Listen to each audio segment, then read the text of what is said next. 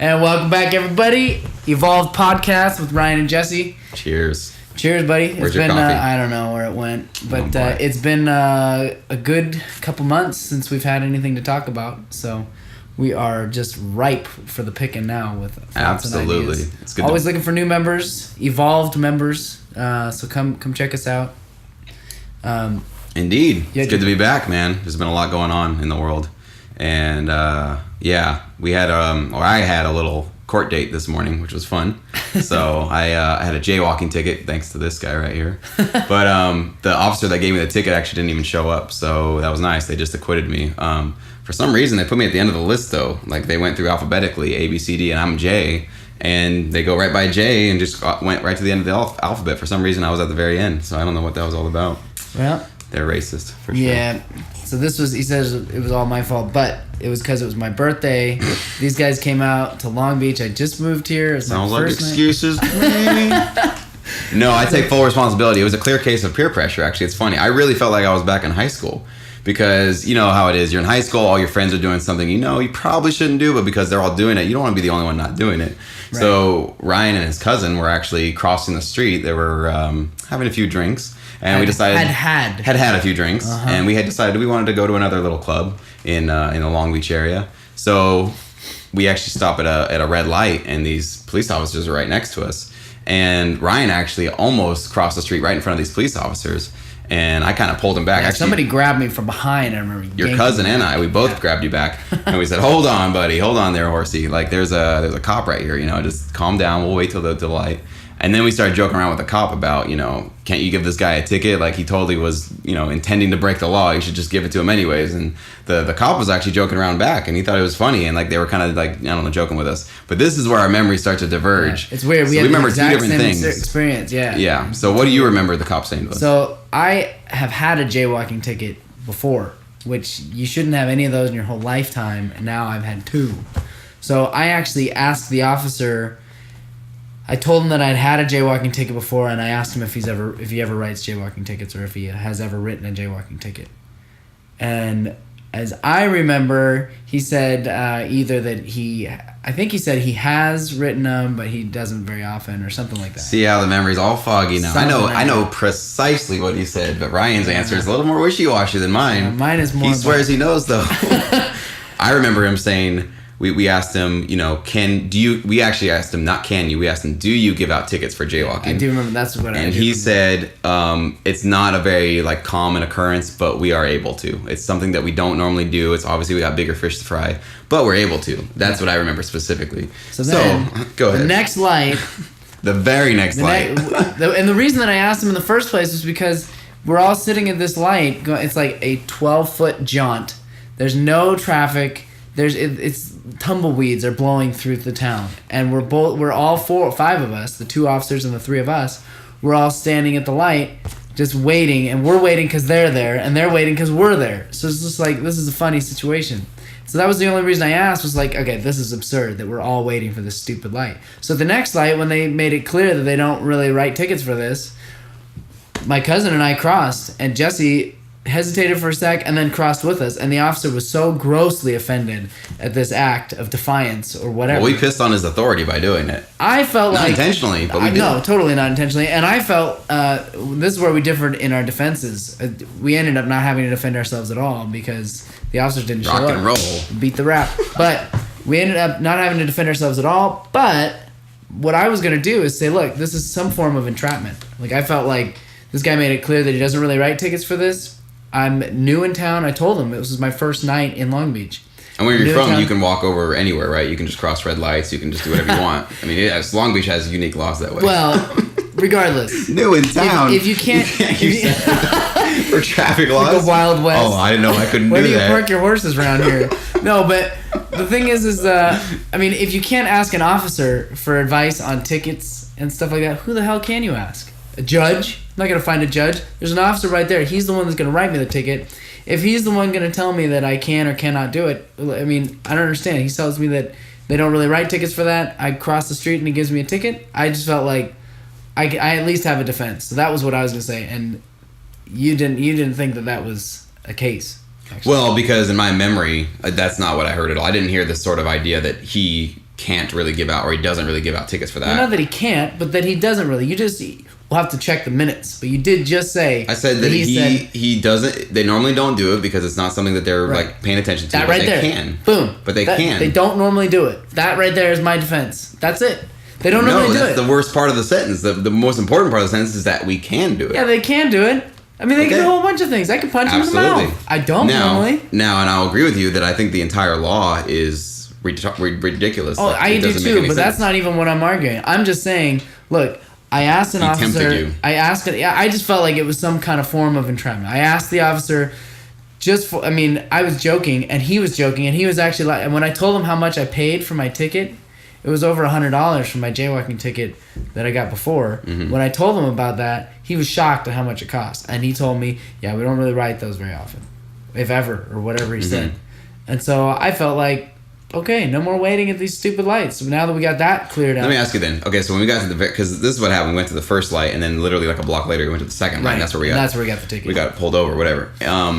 Did that thought cross your mind actually like clearly before you crossed the second light? Like, hey, this guy just said it's no big deal. Or did you just not even like think, because you did have a couple drinks in you? Were you just drunk? Right, but were you thinking at all about what he had just said, or you just basically it put me at ease. Just kind of forget? The only reason that I asked him in the first place about the traffic light or whatever, the only reason I asked him in the first place was because I felt like I thought it was so silly that we were all waiting at this light together. Right. And so but laws are laws. Follow those laws. So once we got that cleared up and we all kind of had a laugh, the officers included, I felt like, yeah, we got that. We both realized. I didn't have like the conscious thought like, oh, I guess it's okay now. But I didn't have. You felt like you were led to believe that it wasn't that big of a deal. Yeah, I felt like, okay, pressure's off. We don't have to put this act on anymore. Got it. We're all in the clear now. Got it. I got it. That's the way I felt about it. But boy, I'm wearing a badge and uniform, and you're a civilian. That's so right. You better listen to me. No, I think what had happened is, just by crossing that second light, he felt that we were basically kind of, spitting in his face in his authority and just saying like, yeah, you're a cop, but come on, man, you can't really do anything. And I think he was a young cop. I think he might have been like in his early 20s. Yeah. He was a little young kid. He had something to prove and stuff. Right. So, he didn't like us at all. No. But, yeah, so that's great. So that's in the past, and so we're done. So but $194 is now, I just got my check. I went to court on December 16th, 2011, and I just got my check a couple days ago. It's now March. Did they fit into it? Because they said it was supposed to be 6 to 8 weeks. Did they? 6 to 8 weeks. It was 8 weeks almost to the day. Of course, they're going to go right to the end. So, right to the end. And Jesse just got his win today in court. See, that's our next topic then. There was no win today. There was a discharge, because that was my money to begin with. So we have a difference of opinion on that. Well, not a difference of opinion, but you had said to me earlier, you said, well, aren't you happy? Like, you got your money, and like, doesn't this feel like a victory kind of thing? And I was like, fuck no. What this feels like is somebody came and robbed me and took $200. And then they eventually, 6 months later came back and said, oh, I stole $200. See, but what's funny is if somebody stole your bike and brought it back to you 8 weeks later, you'd be stoked. Yeah, but it wouldn't feel like... weird. It's a different kind of feeling as opposed to somebody like giving you a bike that you didn't have. That'd be like, wow, what an awesome gift. It would still be a victory. It wouldn't. You treat it today like, this is a loss for America. Yes. Like it is though, man. That was such a waste of time and resources. I want my gas reimbursed, bitches. I agree. I want a $10 gas reimbursement. You, man, I had to drive to Long Beach. I had to wake up at 6:45. Not to mention the fact that we're paying for all those officers that are showing up in court or not showing up in court or whatever. Like, we're paying for the judge. Like, thank goodness we got them there. It's an interesting discussion. I was talking to somebody after this morning's court date that at what point do you draw, like, I want to know at your personal line, where do you draw? Because Rosa Parks was like, and I'm not comparing a jaywalking ticket to what Rosa Parks did, but the principle is the same. That Rosa Parks basically said, there are some laws that I think are bad laws, and my morality is in conflict with these laws, so I'm gonna disobey these laws, civil disobedience. And so everybody praises Rosa Parks because she said, fuck you, I'm not going to the back of the bus. Right. So if I would have done the same thing and said, like, what rights had I violated by crossing a street? I didn't endanger anybody, same with you, we didn't endanger anybody, there was nobody coming, whose rights are being violated? It seems to me like you guys are imposing upon us and saying, like, you need to come to court, and if you don't come to court, we're going to have fines, and if you don't pay the fines, we could get a warrant for your arrest and put you in a cage. Right. So this is all based on force and violence. That's why we went to court, because there was an implied threat of force and violence to get them to bring us to court. So my question to you is, which laws, you believe that jaywalking tickets are unjust, correct? that you shouldn't get it? Do you believe that you should get a ticket for that, or what do you? The bigger question is like, do you believe that you should have the freedom to endanger yourself? Absolutely. That's what being a free person That's is. the whole thing. Do you believe that? Yeah, I mean, generally, I mean, the whole thing is like such a gray area because it's like that's where building codes come from. Like your doorways are like a standard 7 feet or something like that. Mm-hmm. You know, like if you get rid of that, suddenly now somebody just gets to build whatever they want. You go to third world countries where they don't have as much of that, and you can like run across the street and get hit by a car if you want. If you want to risk it, it's on you. If you want to, whatever, and like people get hurt all the time, that sort of thing, all the time. Mm-hmm. So I don't know where you draw the line on it because, like, on the one hand, like I do like having building codes and like because that keeps us all safe and stuff like that. But I don't know, like the whole tort reform stuff. Of a company being liable if you bump your head on a wall that was I don't know. I'm rambling. No, I get it. I understand. That's interesting. But, building codes are interesting. But I mean, like that's the big question is like the whole jaywalking thing. You say I'm not endangering. Let's stay on that. Yeah, let's stay on that subject for now, just because obviously you can get diluted really quickly. So on just jaywalking, do you feel that law, like, did you deserve to pay $194 for that? Definitely not. Why not? Because I don't believe it goes back to that. Mm-hmm. I don't believe that I tend to believe that I should have the freedom to risk it if I so choose. Okay. Like now the counter argument. I'm going to play devil's advocate for you. Okay. Yeah. Well, you could be endangering like somebody else who was driving who could have hit you, and then their life's impacted by your recklessness. Right. So how do you respond to that sort of a claim? Do you agree with what I said, or do you have a counterclaim to that? Yeah, I mean, I see both sides to it. Okay. I tend to think like. Is there one way that maybe you'd lean? You're more on the side of, yeah, you got to like watch out for other drivers, or are you more on the side of, well, that's a free society and like you got to take risks. Every time you get in a car, you could potentially kill yourself. If you don't. I basically. I mean, you have kind of two schools of thought. Should the pedestrian have the right of way, or should the car have the right of way? And I kind of think like let's go with the law of nature. The thing with the biggest wheels, Mm-hmm. the most steel, the bigger the animal, the more. That's what nature would, that's dictate, what nature exactly. Would, yeah. So like, I would kind of tend to believe that people should have to yield to cars. Right. Because you have all these idiots that, like, especially in Berkeley. I used to live in Berkeley, and like pedestrians have the major right of way. If you people will be texting and they'll be walking out into the street without even looking up, and traffic literally halts around them. And That's really fascinating too, because it isn't so much in that case the bigger the vehicle, the bigger the object gets the right of way, because that totally happens. Like basically what happens, I think, is there is like, even if one person just steps out, you've seen this happen, like even in like a busy street, if one like a homeless person or somebody who's just like, I don't give a fuck, I'm just walking across the street. Right. They'll just start wandering, and then everybody will stop. Right. It's not like cars are like, hey, I'm a car, like right through them. Everybody will stop. So it's like the respect for human life is the number one. So it doesn't really matter case to case. Like if it's that's in California though. Look in New York.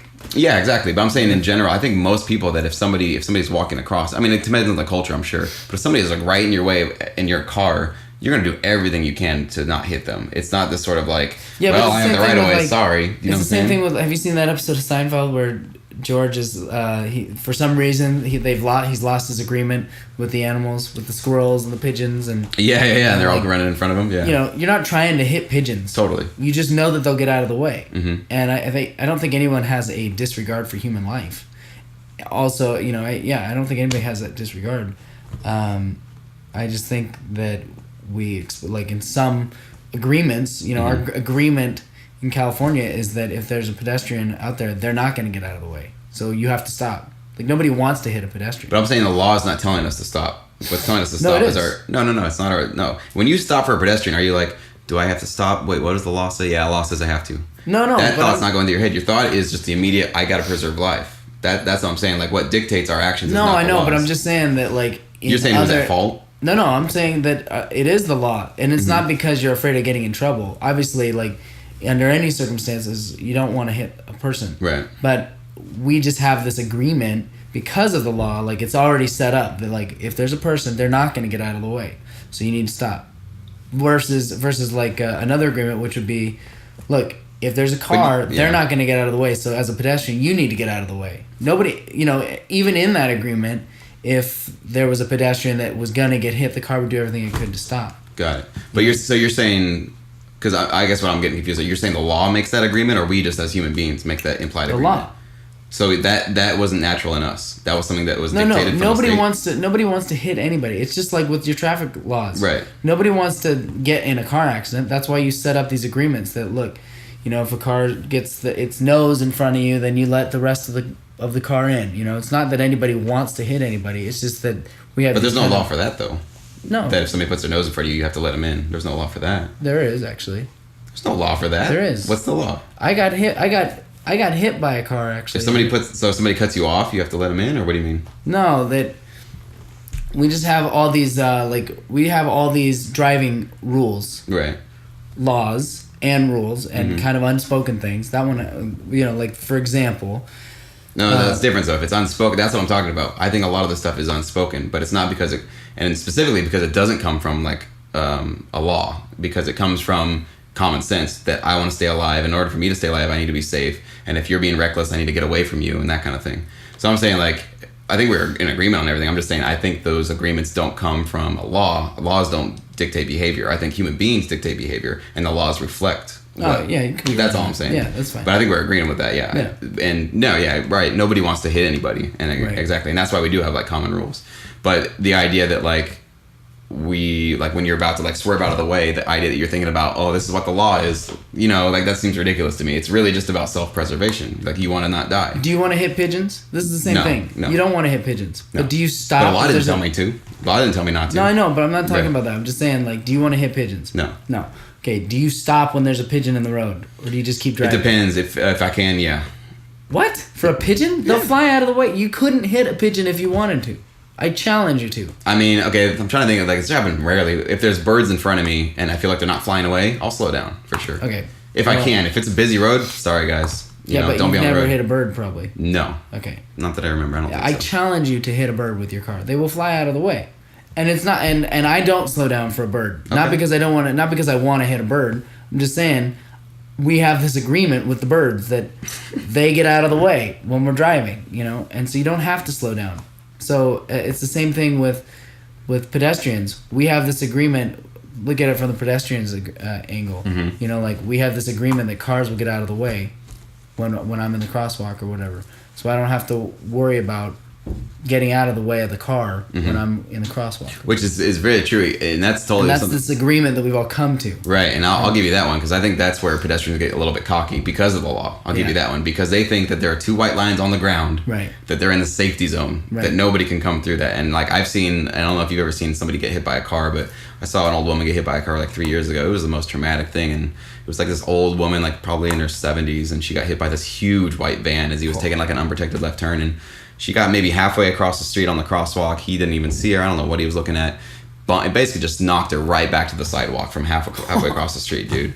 And it was it was one of those things, you saw it, dude, you were done. The whole day was just, I couldn't I couldn't smile, I couldn't laugh. The whole day was just kind of you're fuck. It hurts. It hurts to see that kind of shit happen, And then you see the crazy look on his face. He just looked like he saw death itself, Well, Earl, our friend Earl, who's blind, he got hit by a car twice in the same month.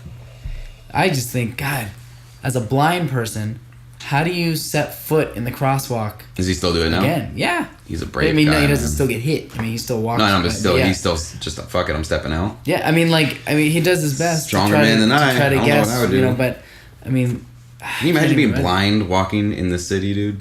Have you ever tried it? Here's the crazy thing.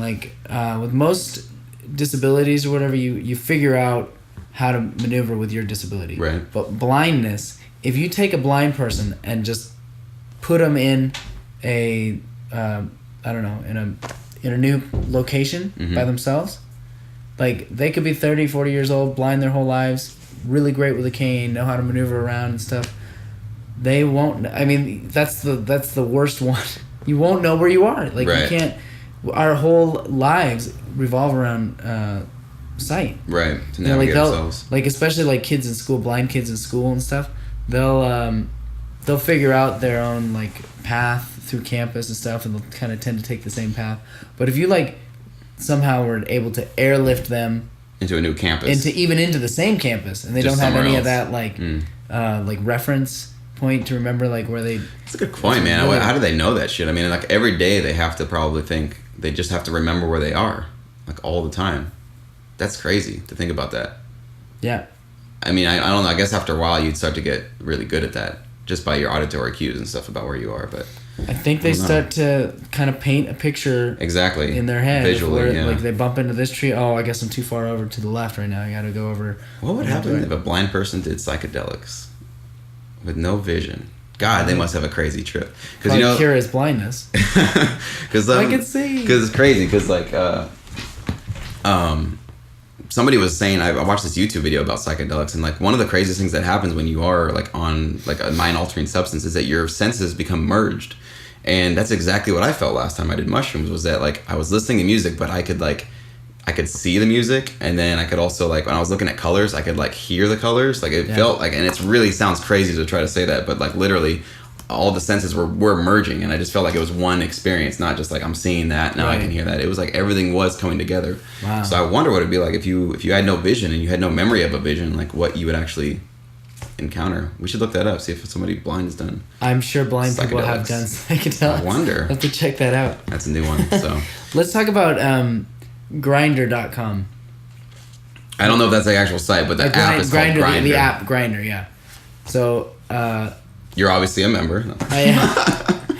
So what is Grindr for all the people who don't know what Grindr is? So my understanding of the app is it's a big thing in the gay community where basically it'll tell you how many it'll give you a list of all the people in your like 20-mile radius of where you are at that moment that are down to fuck. Basically, isn't that essentially it? Yeah, it might be a stretch. I think it's more. I think the implied agreement is that you're just there to meet. But I think because it's called Grindr, there's a community there based around casual sex. Okay. But I don't think it's like if you're not down to fuck, you can't join. I think it's more of like we're just here to meet, and your expectations are your own. Okay. You know what I'm saying? Fair enough. So, but the guy that showed me this, he was like, "Watch this. This guy will respond to me in 30 seconds." And he texted him from this app. He just sent this guy, and it's just like, it's like the thumbnails from like UJizz or something like that. If you've ever heard of that, yes. Yeah, I don't know what that is. Maybe you're familiar with Jizz Hut, RedTube, Tube8, Pornhub, YouPorn. Nah, no. Never heard of it. You live in different worlds, my friend. Never heard of the stuff. Anyways, it's just like the thumbnails from that. And it's just solid, like it's just solid profile pictures. Boom, boom, boom, boom, boom, boom, boom. And it's just physical. It's just a physical thing. You just click on the picture of that person, and you can immediately send them a text message. Does it have profile information, or is it just pictures? I don't know. Okay. That I don't know. But he said, "Watch this. This guy will respond. I guarantee he'll respond in 30 seconds." He just picked a guy, just a random guy, clicked on his thing, sent him a text. "Do you want to suck my big dick?" And that's so cute. Yeah. And the rest is history, man. He responded. He did not respond. Actually, so he was wrong. In all fairness, he did not. Too confident. But back off, buddy. The guy that showed me this was really surprised. He said that generally, like, if you send something like that, it's like immediate, right back. Yeah, I want to. Yeah. And you know what though? I respect that boldness though. I do respect that. It's crude and it wouldn't work for a woman. You couldn't do that to a woman, but some women you could. But for men, like I mean, gay men are just they're about their business. They're just like there's no hidden agenda with gay men. That's the one thing. Right. It's not like I thought you wanted to date me. I thought you wanted to be a relationship with me. No, fuck that. We're just here to have sex. That's it. So I respect that. Like it's honest. You and I started to talk about this earlier. You were saying that if we could just bring this to the straight community, like everyone would just be so much happier. I meant to also, maybe not so much that, but also just the honesty. That's what I mean. Like if men could be more honest, like if men didn't have hidden agendas, like if you just want to have sex with a girl and you're not interested in anything else, just say, I just want to have sex with you. See, but you know the thing and is... you know what? Let it be up to her. She can say like, you know, I'm not really into that. But at least you're being honest. You're not being like a perv. You're not being some creep. That's the stigma I think men get, is that if you ask a woman, this is specifically all I want from you, you can be seen as like a player, a user, all that kind of stuff. Right. And whatever. That's for someone else to decide if that's who you are. But you're just saying, listen, I'm not into you for that way, but I'm into you for this. And if you want that, let's hang out. But if you're not into that, no problem. Like... See, but the thing is, here's the thing about it, okay, that I see is that, yeah, on the one hand, we do want our sex and all that stuff. But on the other hand, the thing is that what I think most men really want is someone that is... Speak for yourself, because you can't say what most men want, though. I mean, you know? I think that what most men want is... I don't think that most men are happy with just an empty sexual thing. I think they'll take it and be happy with that part of it. But at the end of the day, I think that most men are looking for someone that is going to basically force them into a relationship at some point. Maybe they don't want to stay in the relationship. You hear that, ladies and gentlemen? Ryan Waters says most men want a woman to force them into a relationship. Now you're gonna have to back that one up, buddy, because that just sounds like the exact opposite of what I believe. But go ahead. All right, let me see if I can explain what I'm trying to say here. So I actually already know what you're trying to explain, but I just think your brain is really, really interesting. But go ahead. So I really think that, like, for like hookup culture, somehow women have always had the reins on relationships and sex and whatever. And the planet, man. And the planet. Women run this world. I don't care what you say. But in the last, like, I don't know, 10 or 20 years, it seems like men have somehow taken the reins. So it used to be that, like, if you wanted sex, there were certain things you had to do. You had to be in a relationship because that's where the sex was. You had to... When are you talking about this? When did this happen? This is, I think, probably 20 years ago at the most. Okay. All right? But, like, hookup culture has sprouted since this. So I don't know when hookup culture came about. Mm-hmm. But basically, you had to be in a relationship, and then you had to basically make the woman feel good, basically, in order to get the sex out of her. All right? And so this was how things worked then. Now, you don't have to be in a relationship. You can have empty sex without being committed to someone. Now, okay, because you're using kind of interesting words. You're saying empty sex, as if having sex with somebody you're not in a relationship is meaningless. I mean... And that might be your judgment of it, but that's not my judgment of it. I definitely don't think that. Okay. I'm just saying that you can have that. I'm not saying that all non-relationship sex is empty. I'm not saying that. I'm just saying... Why don't we just call it just sex then, as opposed to... Because when you say empty, it makes it sound like it's there definitely is sex. I think there's definitely sex that's empty. Sure. That is just for the sex. Sure. And I don't know. When you say empty, what do you mean though? I just mean devoid of any feelings or emotions or like human connection with the other person apart from the physical connection. Okay, so no emotional connection. Yeah. Okay, so purely a physical contact. Yeah. Okay. Yeah. Let's call it that. Because we say empty, there's like a negative connotation to it. You know what I'm saying? Okay. Sometimes, wouldn't you agree that sometimes just a physical fuck fest is all you really want? And it's all she really wants? And if two people really just want that, is there anything wrong or bad about that? Until it's over. And then it's like... No, because it was there, and then when it's done, it's done. Like, I don't get the negative part. That's what I'm trying to figure out. Like, why it's so empty. Well, Now, if you did this your entire life, eventually you might be like, hey, man, I'm not really connecting with anybody. You feel a little empty about that. Right. But if it happens, let's say one time, let's say you're going through a dry spell and you just want to fuck somebody. You're not really into, I'm not going to be your boyfriend, I'm not going to be into that. And she's like, you know what? I just got out of a relationship and I'm not ready to commit to anybody either. But like, yeah, like, you know, my bags are piling up. Like, let's get this going, right?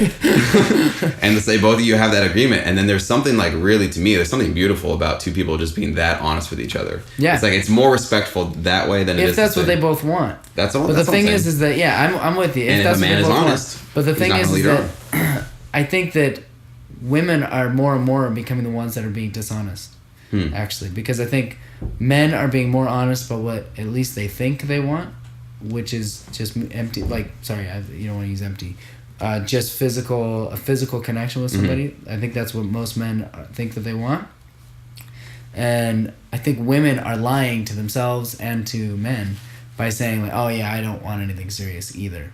And where it used to be men that were doing the lying to the women, like, oh yeah, I want to be in a relationship, anything to be with you to get the sex. Right. Now it seems like women are only able to get a guy to tie a guy down for a little bit in a hookup situation.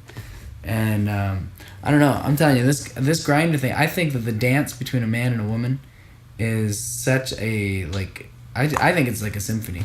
I love the chase. I love all of that happens. It's just like this beautiful melody in this song. Right. And if you play your cards wrong or something like that, The orchestra And falls apart. The whole thing falls The whole apart. thing falls apart. And, you get, It's a thin thread, absolutely. and I think that's gorgeous. And I this Grindr thing, if this entered into the straight world, I don't think I would like it. For one thing, if a girl texted me like just off of my profile picture, hey, I want you to come eat my box, that wouldn't do it for me. Cool. Really wouldn't. And that's you though. At all.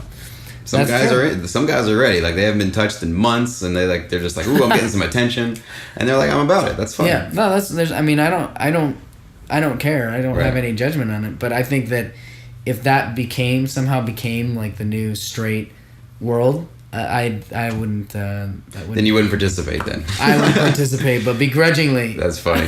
You know what I do like about that though? I like the fact that, especially in that app, I don't know if it has profile information. If it's just pictures, I think that's awesome because that's closer to what you would do in real life. That's true. Is like you just wouldn't know anything about the person, and there's a mystery to it. Like you can kind of maybe get a little bit of an idea of who you think they might be, but really you're just going on the gut, visceral instinct of I am attracted. Done. Right. And that's simple. And it's a digital version of approaching someone in a bar. Exactly. It's awesome. I had that idea a while ago. Yeah.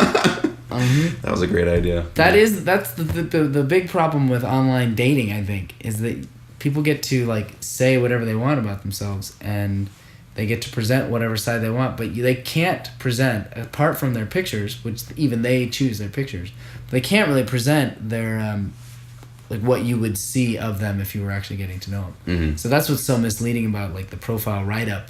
You get to say, oh, I'm so caring and sweet, and I love cooking, and I like taking care of people and stuff like that. Well, yeah, fine. Boring. But she says that, and like, if you were to actually hang out with her, you'd realize like she's really selfish. She's an okay cook, but she doesn't really cook that much. These are just things that she includes in her own sense of identity. Right. But it doesn't really have anything to do with who she is. Right. And you would only know those things from meeting them. I think that the profile write-up, like you were saying, is actually more of a distraction from who the person is. But you know what's funny about that too is that that's kind of what happens when we date though. Like if you just go on a date with the first person, you're like on your A game. Both people are. You're showing your best parts of your personality, right? And if you don't do that, you're not going to get laid. You're not going to like progress to the next level. It's not going to get any. You have to be like the most charming, the most funny, the most everything, the most energetic, and that's the only way it'll work. So in the online world, it seems like it's just the same thing. All you're basically doing is saying, I'm going to give you my best up front before we even meet. Yeah, but there's so much. That's true on one hand. But the thing is that when you're on a date with somebody, you get to see how they sit. You get to see like their eye contact, like what kind of eye contact they make. Right. You get to see like how they hold their silverware or whatever. Like these little things that just kind of give you cues into what kind of person they are. Or like how they ask the waiter where the bathroom is. Those sorts of things. If she says like, "Hey, where's the bathroom?" Or if she says, "Excuse me, do you guys have a restroom here?" Or something. I don't know, like little things like that that actually give you little portals into who she really is. And you don't get any you get that stuff that you get to see when you're in person with somebody. You get to see the duality of the person that she's trying to present to you and the person that you're actually seeing, and you're getting to see the intersection of those two things. Right. Online, which is fascinating though. But you don't have that online. All you have online is the one side of it, which is the side that she's trying to. Yeah, but you're not going to have a relationship online. You're eventually going to meet. That's the thing. Yeah. So if you meet somebody in person, yeah, you're going to see them right then and there. But the thing that's fascinating about like what you just said with who they're presenting themselves as online, and then you get to meet them. Like you get to see something that maybe a lot of people don't get to see, which is like, wow, I'm into your psyche now. Like I can see how you see yourself, and then I can see who you really are. And sometimes they merge up perfectly, and it's like, damn, you're really self-aware. Like you really just a lot of self-reflection. You really know who you are. Sometimes you're like, damn, you're lost. Like you think you're somewhere else, and like, sweetheart, you're like nowhere near where you think you are. You really got to like sit down and take some mushrooms. Solution to everything. Yeah, always. Man, the world would be better. But that's kind of interesting. I never thought about that, but that's a cool way to like really get to know somebody, that you see who they think they are as opposed to who you see them as, Right. But who are we really? I mean, I don't know. I don't know. There's a theory out there that there's two of us, that each of us has two people. One of us is the person that we see ourselves as, and the second person is the person that we portray ourselves to. Like you and I are doing it right now. The person that you see yourself as is not always the person that you're portraying yourself to me as. Right. So we do it naturally without a dating site. So everybody has it anyways. That's just adding to maybe more of a that's like a mirror of the person that you really want to project out, you know. And so I don't know, that's just kind of like one side of somebody, basically. Yeah. That's their one person, and then what you're trying to do is bridge to find out who the other person is. Right. So it's funny. I love the concept of online dating. I love it. The concept. I mean, like, I'm a big Craigslister, and before I got into Craigslist, I was really into yard sales. And the thing about a yard sale is, you know, you drive around and you find your little sale, and the people selling the stuff, they're limited to the people that drive by and see their little sign or whatever. But Craigslist creates this bridge, creates all these bridges to people that would never be driving around in your area to see your stuff for sale. Suddenly, where before you could only sell to, like, you'd have like this item that only, you know, a very select few people would purchase or want to purchase, and you'd be limited to the people that drive by. Now suddenly you can connect to somebody that's an hour away that would have never ever crossed paths with you. It creates all these bridges, you know, to people, into pools of people that you would have never ever had access to before. Like, for example, if you're selling like sporting equipment, suddenly instead of waiting for someone to drive by that is looking for sporting equipment, you can sell exclusively to people looking for sporting equipment. And the same thing is true for online dating. You create these bridges where normally you'd be limited to the people that you would bump into at the bar or whatever, the places that you frequent. You know, suddenly now you have access to all these people that are, like, in theory, closer to exactly what you're looking for, and you can kind of filter it so that you're finding only those people, and you're getting these bridges into all these pools of people you would never have access to otherwise. Basically, geography is being deleted off the preferences. Exactly. You don't have to be close to anybody to connect with them anymore. Well, you still need to. I mean, like you said, you want to meet them in person. like you do want to meet them, but I'm saying, like for example, like, check it out. You live in Redondo. Would you ever like meet up with a chick you met online that lives in Burbank? Absolutely. No. If I was into her. How far would you drive? If I was really into a girl and I really want to hang out with her, I'd drive to Burbank. Okay, but how far? How far would you drive to get laid? That's, I guess, the basic question. How far would I drive to get laid? I For would say, someone you really want to get laid. Someone that I'm really into, I'd probably put it like in an hour commute time. And I don't even mean someone you're really into. Someone that you are really just sex? into online. I mean, like, because you don't have somebody that you don't really know them. You're meeting them. So how far would you drive for that? I would say. Would you look at a profile from someone from Burbank, or would you go? Nah, yeah. Burbank to me doesn't seem foreign. It doesn't seem like it's so far out there. Like, maybe, like, I don't even know where Calabasas is, but just some, like, Northridge. Northridge isn't that far either. I'm trying to think of something, because I dated a girl who lived in. Damn, where did she live? She lived like almost New York. I think it was like shit. Not Thousand Oaks, but it's like further out. Like, I mean, literally, she would come down and hang out, and it was like. This is a bad example though, because I never drove to her. She always drove to me, but that was like an hour and a half. Oh man. Yeah, I always felt terrible. So, and most of the time we'd meet in the middle though. We'd go have dinner or something in the middle, and then like we'd leave her car there. I'd drive us back, and then I'd drive her back because I'd go up to work or whatever.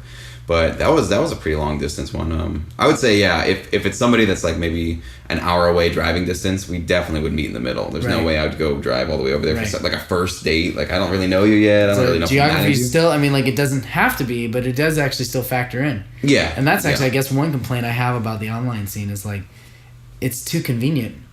You know, you have like this limitless number of profiles, and it's like, I mean, I don't know any of them yet. Why would I look for someone that lives 30 miles away when I could just find someone that lives 15 miles away or 10 miles away? You know, or you can set that up in your search preferences. Totally, and that's like the problem with and that's it. what that app is. That app is basically just like there's no other option. It's just like just immediate, just people around me. Like in this club right now, who's available? Right. But yeah. Yeah. And that's where I disagree though. I wouldn't, or I think that would be like just silly to like be in a club and pull that out. And like try to find people in the club that are like, I think to me it's like, well, you're already here at the club. Go talk to people. Like you might as well. Like it's kind of silly to me to be on a dating app when you're there when there's people around you. But actually, that would be pretty cool because you'd have that'd be your in. Hey, is this you have your phone? Hey, is this you? I think that'd be awkward, dude. Why if somebody come up to you and put your face next to you? Like here you go, isn't that you? But I mean, it's not like a newspaper clipping. It's a website that is for hooking up. So you're like, hey. Exactly. Hey, you're in for easy sex. Like what if your friends don't know you're on it, and then somebody comes up to you and calls you out and says, "Hey, you're on this dating site." You know, that's the weird thing about these dating sites. everybody's on them. Mm-hmm. It's so weird, actually. I've met several people in the real world that I have seen on the online dating site, which is so weird. You know, like it used to be that it was like, remember the Mad TV bit that was like lowered expectations. Yeah. I mean, that's the way this was viewed until, I don't know, I'd say probably like it's become more and more accepted, but in the last like 5 or 10 years it's been like really accepted. I think when Match.com and eHarmony started airing those commercials, that changed the psyche of everybody. They're like, oh wow, people are getting married. Yeah. So that's what changed it. Thanks to them. That's I mean, great. it started out just being people that like, at least the image of it was that like, oh, just losers use that. Mm-hmm. And now like people our age use that, and people our age have you know, every opportunity to meet somebody. And the weird thing is, this is what I think is the funniest thing. Like I have finally, I took my profile down a couple months ago because I realized like I have no problem talking to people, but for some reason I have no skills for dealing online. I have no idea how to pick someone up online, how to like get a date with someone online. I have no clue how to do that. I am baffled, and I just finally got off of that, you know. But I don't know. You've had different luck than I have with that. Yeah, I think for me, I'm naturally better. I'm better to communicate through writing than I am through words. Yeah. So I normally can really showcase my personality through my words very easily. You think maybe? But you were saying that maybe you kind of overanalyze. Oh, what should I say? Oh, this is bad. You'll type something like that's not good. Type this, that's not good. Right. I guess I'm such a perfectionist. I become like this like English lit major or something. Which is exactly what you're talking about. How you're really trying to present this best version of yourself, and you're really like, oh, I gotta edit it. No, that's not it. That's not it. I don't know. I think I got to the point where I just kind of like didn't care too much. I guess I don't know what it was. It was like I would just be like. I mean, I try to be funny. I try to say something that was honest and stuff, but I would also try to showcase a little bit of like, maybe that I'm a little bit different than most people. You try to put that in your responses, basically, that I'm not doing the typical like, oh, hi, how are you? Nice to meet you. I mean, whatever. It's boring shit. You know, you try to say something provocative, something that's a little bit left of center. So at least you're getting, because all you're trying to do online is you're trying to stand out. You're just not trying to be another person, you know? So I don't know. I guess that's my approach, but yeah, I know I've really actually just in the last year I've come to this like in everything, and not just like on online dating, but like in everything in my life I've kind of come to that piece of like I'm just gonna be upfront, and if they're not into it, no big deal. Like, that's it, you know. I'm so envious of that. But it's easy though. It's so like the more I do it, the more liberated you feel, because you're like, damn, I never get attached to people. Like I never get like disappointed if somebody's not into me. I never get like sort of like I'll never take it personally. I'll just always be like, hey, this is who I am. Right. And if you're not into it, then that's cool. I'm so envious of that. But the thing is that like the whole, if you think about it, like the whole like real time dating thing, as opposed to like online dating, the whole real time dating thing is just full of lies. You get rid of lies. It's like, what kind of game is that? If you just tell the truth all the time, you know, like that would never work if you just told somebody like straight up, like, I think you're really attractive.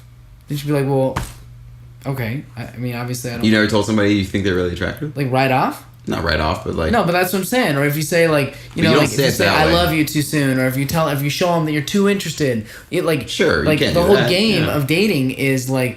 To like basically it's a poker game. You know, you have to hide your cards and play the proper cards, play at the right time. Which is the fun, yeah, exactly. Which is fun. And you have to have your poker face and all this stuff. Yeah, that's the whole game of dating. And so like you remove any of that, and it's like the whole thing falls apart. I have always been. Well, I wouldn't want to remove that. I like that though. That's seduction. You would not want to remove that. No, I like that. I don't see that as lying. I see that as more seduction. Like it's more like you're trying to entice each other, and if you just give it all away and they eat, it's like, oh, I'm full. I don't want any more. You gotta like give them a little bit at a time. So it's a process. Anyways, but it's still you're concealing a lot. Yes. You know, and the whole like. It's but weird. Mysteries like we have are very this, fun. That's true. Mysteries and are very fun. We have this like it's weird because in dating and in every walk of life we have this weird duality of like we have this value that we place on honesty and what's the word? Honesty and upfrontness? No. What's like the word? sincerity. Transparency. Yeah, honesty and transparency. Yet at the same time, everyone wants to kill the person who's so honest. Like, because, you know, we have to, as just being members of society, we have to be we have to conceal a lot of our Mm-hmm. true thoughts and feelings and stuff. You can't tell somebody, hey, you're kind of stinky or whatever. You ever met somebody who can actually do that though? What's that? Just be upfront with everybody. Just Totally. be that. And they're like the most powerful people you've ever met. Totally. They're and you want to totally be like control- them. Everybody wants to be like them. Yeah. You don't want to say what they're saying, but you want to be like them. You're like, damn. But even they bite their tongue sometimes. Yeah, I guess There's so. no one that, because you're an asshole. If you are really truly out there and just saying whatever you think, you're an asshole because your Depends on thoughts. the way you say it too, I think. I'm saying if you just say anything that comes to your mind, that's like the definition of Asperger's. Right. That's just being part of our. It's weird, and I don't know. It's and a lot of times we're honest in our relationships with people, not because of this commitment to being honest or because like we owe this person that or something like that, but a lot of times we're honest because of our own guilt. When really the humane thing a lot of times would be to conceal some of that. You know what I mean? Conceal what? Like what? Conceal for obviously the cliche example is like, your girlfriend asks, does this make me look fat? And you say, yeah, it does. It makes you look like you're a fat ass. Mm-hmm. And you are. That sort of thing is the sort of honesty that it would be more humane to conceal. Or What if my response to that would have been, don't ask me silly questions like that? That's fine. That's my honest response because I don't want to answer that. What about you?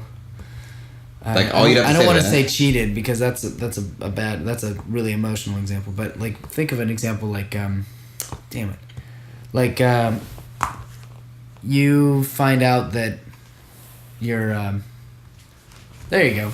You find out that your partner's idol or hero is actually a sham, is a really like snaky person or something like that. Okay. They're never gonna meet this person. They're never gonna find out on their own. It would be more humane actually to just keep that to yourself instead of reporting that. It's so disillusioning or whatever to them, and let them just continue believing. I know I have a story with that with my godmother Luann. Mm-hmm. She, every time I talk about Denmark, she goes, oh, we love the Danish. I said that like I talk about Denmark all the time. Yeah. But I don't. But she has brought up this story because she has family that's Danish. And so she has told me 1,000 times that, we love the Danish. We love the Danish. Because in World War II, their king, when the Nazis came in and tried to make all the Jews wear the Star of David, their king, the Danish king, said, we will all wear stars. And they did. And all of the people in Denmark wore the Star of David during the occupation, the Nazi occupation of Denmark, and they weren't able to take any Jews. And she goes, and that's why we love the Danish, because they're such wonderful people. And that's such a beautiful story. And I visited Denmark once, and I went to a World War II museum and found out that story actually comes from a fiction novel that someone wrote. It's absolutely not true at all. No part of it is true. The Danish let the Nazis occupy Denmark. I think they were neutral in the war or something. But the point is, she has told me the story 1,000 times. She's so enchanted by it and by the Danish. And like, on my end, it was so tempting to call her up and go, hey, that story you had that you think is so special? It's bullshit. But that sort of honesty and transparency would be selfish, really. Because the caring thing to do is what I think is what I did, which is I've kept that to myself. I let her continue believing because that's what, it's not hurting her. She's never going to find out on her own. She's going to keep telling that story for the rest of her life probably, I guess it comes down to, I think, I would disagree. I think that the kind, respectful thing to do is to let her know that you found out something that she believes is false. But I think it all comes down to how you say it. Yeah, obviously if you called her up and said, hey, that Danish story, that's a bunch of shit. If you said that to her, of course she's going to say, what an asshole, how dare you. But if you come to her and say, hey, Luann, remember that story you were telling me? So while I was here, I actually found out some interesting stuff. And because I care about whether or not you believe things that are true, I think I should share this with you. Whether or not you believe what I'm saying, that's totally up to you. But I just felt that I should share this with you. If you say that to her, I think that's a much different discussion than, hey, you were totally lying to me all the time. And but you're full of shit. Shit. Still think she could still believe her belief. She could still but she I'm won't saying, believe that anymore. How can she believe that? She knows it's not true. Okay, so at least she's not supporting something that's not true. Yeah, how is that negative? How is it negative to believe something that's not true, that's not going to hurt anybody, and it's never going to affect anything, and it makes your life better? It actually makes her life better because she's so enchanted. Because she believes a lie. But what's the inherent wrong of believing a lie like that? What's the inherent value of truth? Well, here's the thing. I would actually say that the people that seek the most truth, in a lot of ways, are unhappy. And especially in a lot of arenas. Like, for example, people that spend their whole lives trying to figure out, if God is real or if God is not real, or people that try to know all the truth about politics. They want to know everything that's going on around the world. I would say these sorts of people tend to not be happy because there's nothing enchanting about the truth. I totally disagree. There's nothing colorful about the truth. What are you saying? Nothing colorful about the truth? The truth is the most mysterious, awe-inspiring thing. How do you figure? In my experience, in my life, everything that I've dug into to find out, for example, I grew up in a very Christian home, and I was indoctrinated from a little kid that God and Jesus are real, and that if I don't pray and I don't follow him and accept him into my heart, that I'll go to hell, and if I'm really good and pray and follow the Bible, I'll go to heaven. That was a belief that in some cases made me happier, made me a better person, and made me more whatever. But then there was also a lot of there was a lot of guilt, and there was a lot of negativity also that went with it, that if I didn't pray or go to church, I felt bad about it. And then when I first started to question that belief, and then kind of got plugged into just logic and reason, which is that if any claim is brought to you that requires extra natural explanations or metaphysical explanations that you can't find in nature, you should always ask for evidence of that. So if you said anything about how you had a magical unicorn that was in your apartment, you couldn't see it or anything, but it grants you wishes every single day, I'd have to say, all right, cool. I'm not calling you a liar. I'm not saying anything, but I'm saying give me some evidence before I swallow that one.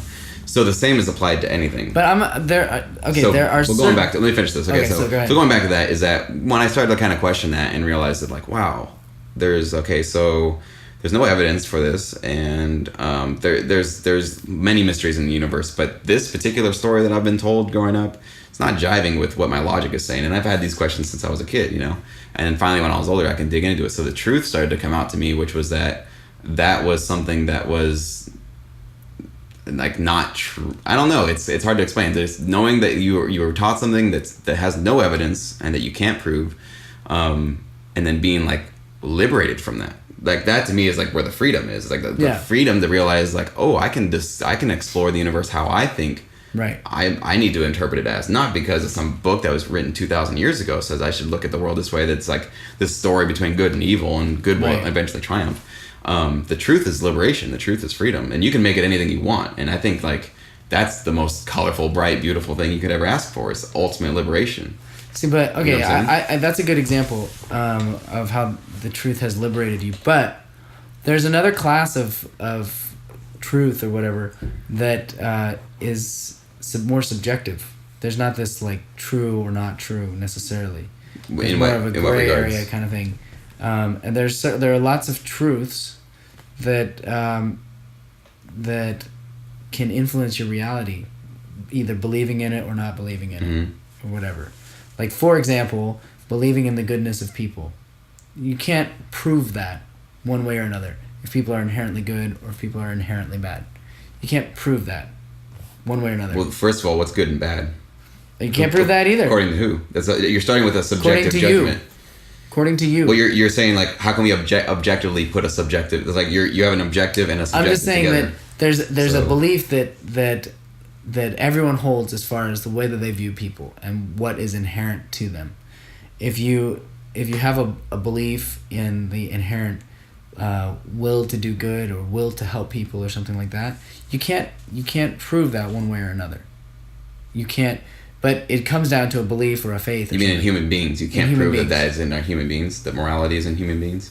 You can't prove that. I don't think you can. Okay. And I think that your belief in it one way or another will actually influence your reality. For example, if you believe in the goodness of people, you'll treat people.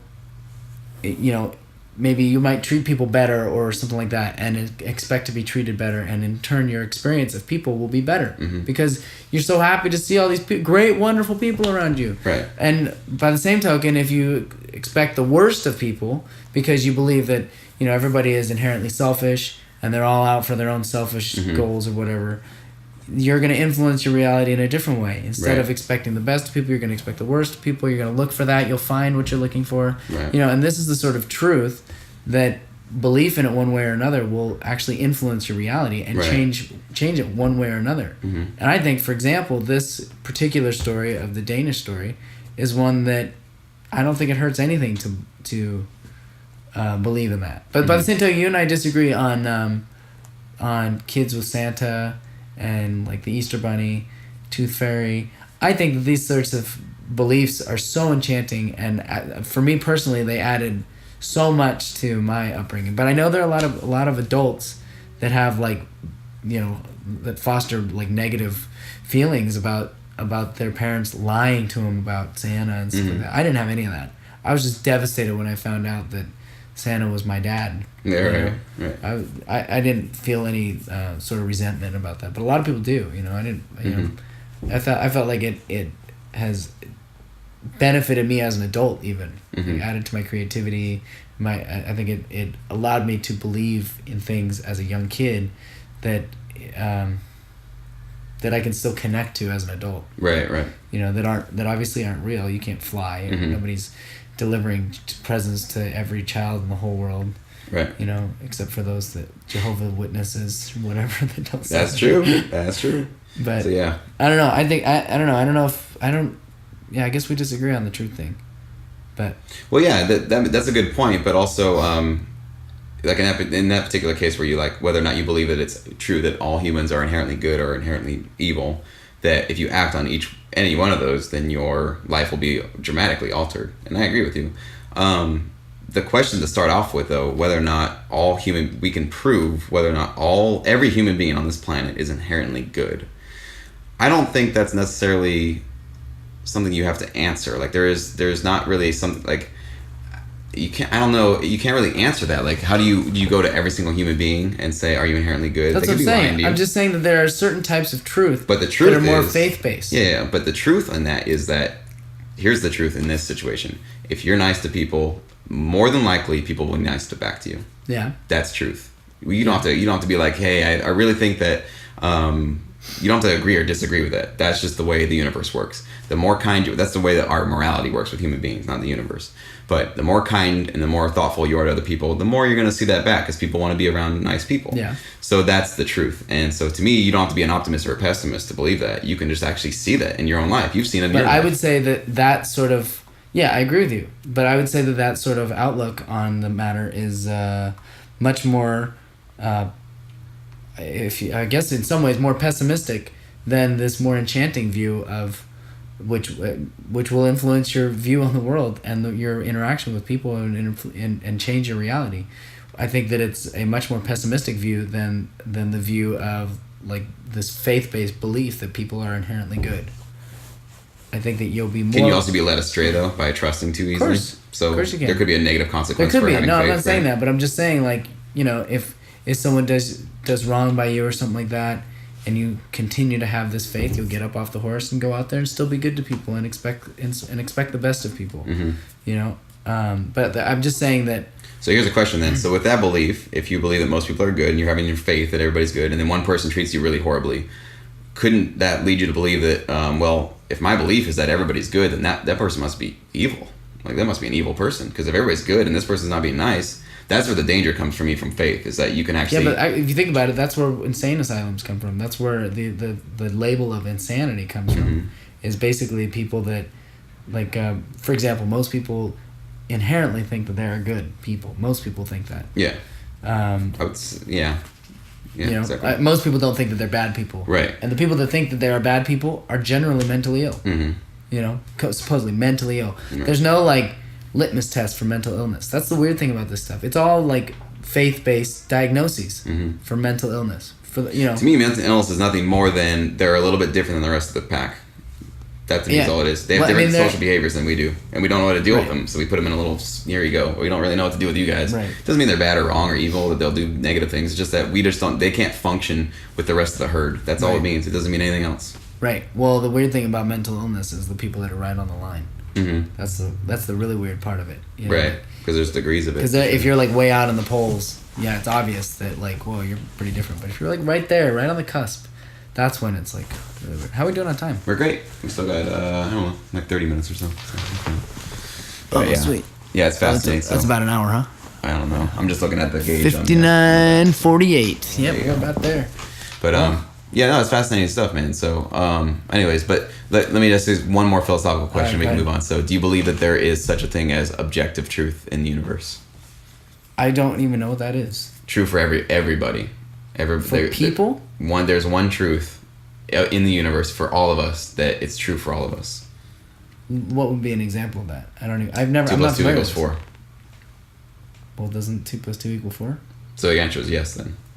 That there's objective truth, as opposed to like, because you've said in the past sometimes you felt like, well, it doesn't really matter what your beliefs are because what's true for you is not true for me, and what's true for them is not true for them. Yeah. So do you believe that there is an objective truth to what's going on in the universe, or do you believe that? I really can't know what's going on in the rest of the universe.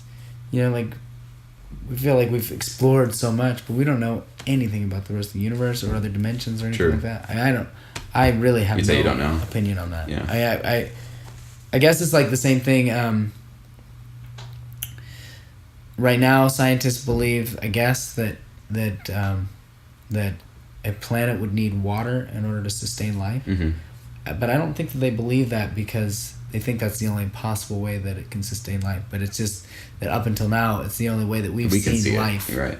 You know, exist or whatever. Mm-hmm. And it's so micro, and our notion of life is so like micro when you compare it to like how vast the universe is. Mm-hmm. So I guess like because I've only seen 2 plus 2 equaling 4, for example, I would say that, you know, until something is proven otherwise, that would be true across the universe. But that would be my hunch. But mm-hmm. I could totally, I wouldn't be surprised if it's not true somewhere else. Got it. Well, that's a good answer. Like until proven otherwise, then yes, 2 plus 2 equals 4 is a objective universal truth until proven otherwise. Yeah. And I think that's always a scientific skeptical stance, which is basically we don't really know for sure, but right now this is our best guess. Right. Which is the most honest thing you could ever say is that you can't really say that you know anything, but you can say like based on what we do know, this is the closest we're getting to whatever this truth is that is out there. So. Cool. Well, shit, man. This was great. We had a good talk. Absolutely. We didn't hit any of my talking points, which we is still good. got time, man. We got stuff to talk about next time. We still got time. I gotta go to the bathroom, man. Oh, shit. All right, we're going to wrap this up, people. Well, this has been the Evolved Podcast, and it's been fun. And, let's do it again soon. It's been too long. Sounds good. Yeah, so, definitely. Absolutely. All right. Well, I want to do an awkward goodbye. Yeah. We never end these things properly, but it's been fun, everybody. Thanks for listening, and thanks for wasting an hour of your day on this. We appreciate that. Appreciate that. You know, always look for new members. Yeah, maybe we can come over. You could waste an hour of our day sometime. So. Yeah. And get evolved.